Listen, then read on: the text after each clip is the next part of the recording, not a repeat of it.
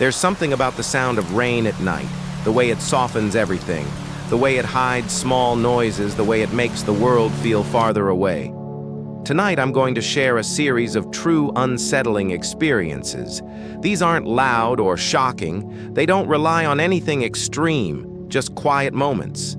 Moments that didn't feel right. Moments that stayed with people long after they happened, so dim your lights close your eyes if you want to. And listen carefully, because sometimes the quietest stories are the ones that linger the longest. It started with a small red light.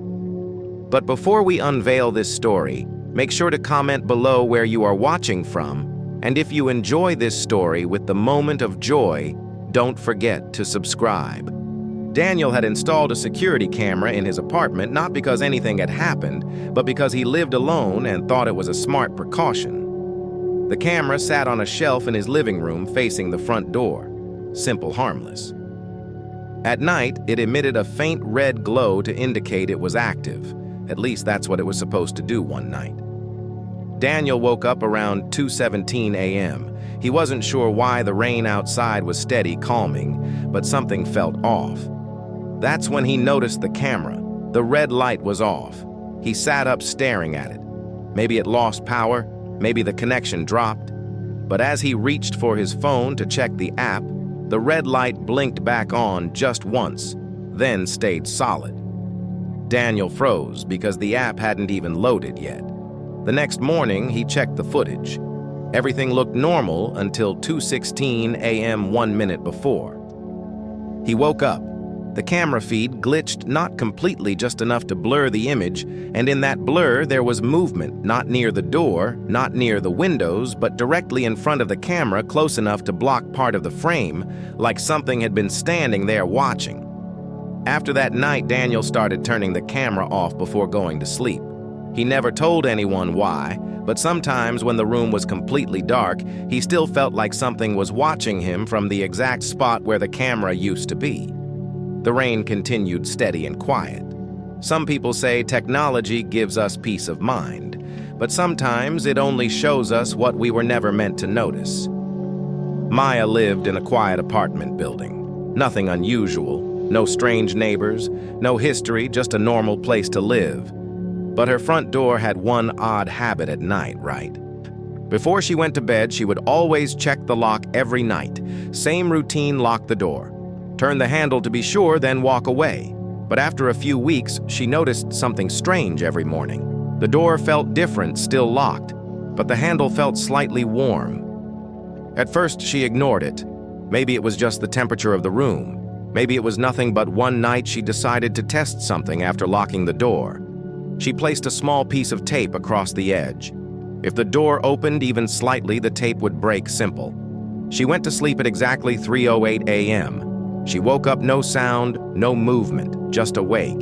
She stayed still, listening. The rain tapped gently against the windows.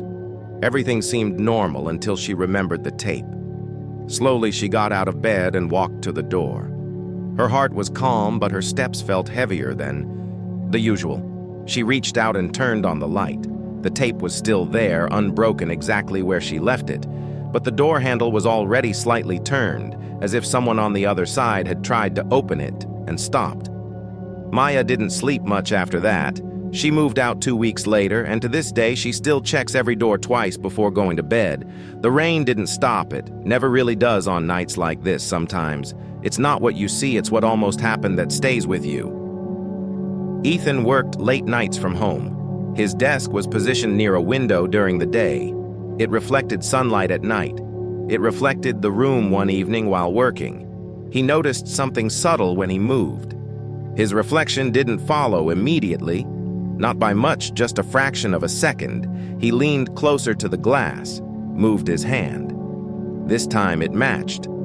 They perfectly, no delay.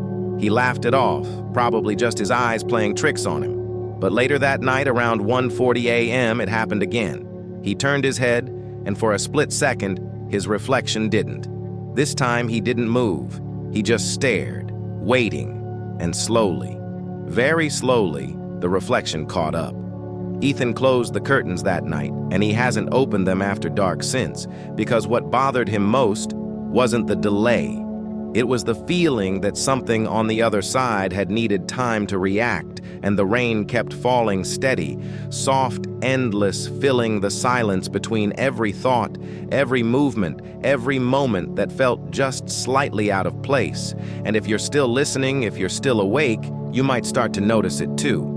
Not something obvious, not something loud, just something small, something easy to ignore, something that feels slightly different tonight.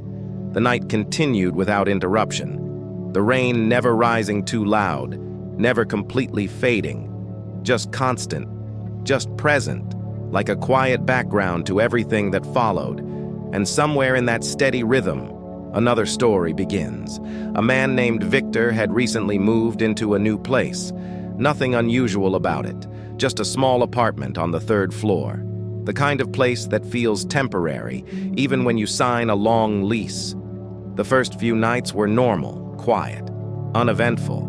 But on the 4th night, he noticed something that didn't quite make sense. Every time he walked past his bedroom door, he had the feeling that it had just been closed moments before. Even though he didn't remember closing it at first, he ignored it. People forget small things all the time, but the feeling didn't go away. It stayed consistent, subtle, but persistent, like a thought that never fully forms. One night he decided to pay attention. He left the bedroom door slightly open just enough to notice any change. Then he sat in the living room with the lights dimmed, listening to the rain, watching the stillness of the apartment. Minutes passed. Nothing moved. Nothing changed. But then as he looked away for only a second, he heard it. Not a loud sound, not a clear sound, just a soft shift like wood gently settling. He turned back toward the hallway. The door was now completely closed. Victor didn't get up immediately. He just stared, trying to convince himself that maybe it had always been closed.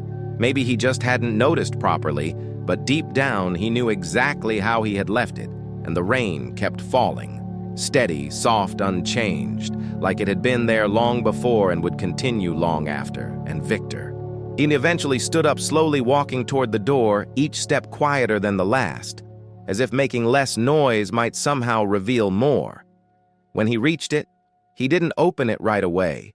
He just stood there, his hand resting lightly on the handle, feeling the stillness on the other side, and for a brief moment he had the strange and unshakable sense that if he opened the door too quickly, he might interrupt something that wasn't meant to be seen.